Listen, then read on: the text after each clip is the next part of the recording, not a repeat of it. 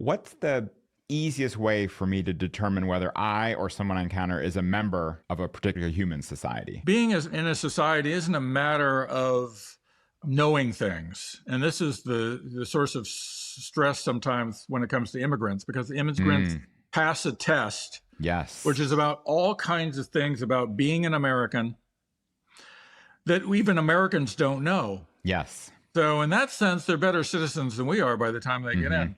But it's a way of being. We sense it in each other as a way of being. Are you talking and walking and smiling and doing things like an American? And we're sensing that all the time. Being a walking billboard includes all kinds of subtleties. There's a researcher named Abigail Marsh at Georgetown who's made a number of studies that are quite interesting in that regard.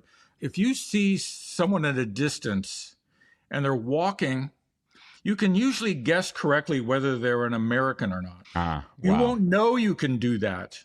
You'll be surprised.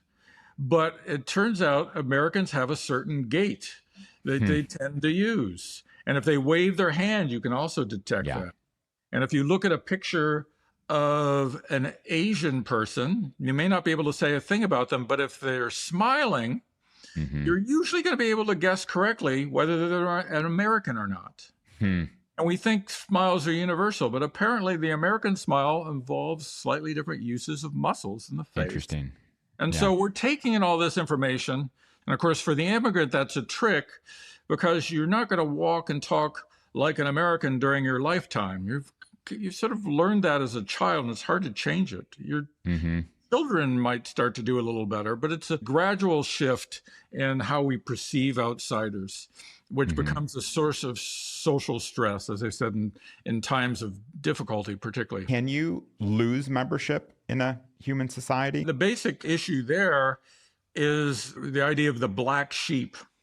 If you misbehave too far outside the society norms, you're going to be ostracized, stigmatized, or treated as foreign.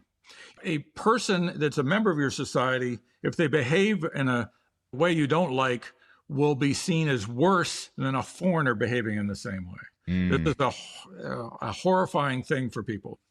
And of course, those black sheep in some cases can gain following, and you start getting schisms in a society where different subgroups start to behave differently.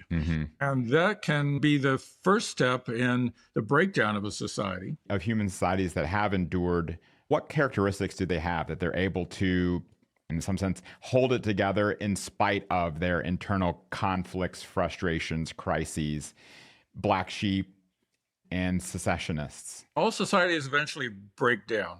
The societies that are likely to endure the most are ones that tolerate the kinds of things that lead up to a breakdown. And those include differences that emerge in people's sense of identity, because identities change. So those shifts in identity are always going to be there, and they're going to be a source of stress unless we can figure out how to manage them. And that has been the trick. And ultimately, though, my conclusion is that we are going to have to allow for the possibility that a society may need to break in half, that there may be a point where it makes sense to do that, and to do that without huge amounts of conflict. And of course, most wars in the past have been civil wars. Can we get around that? I'm not sure.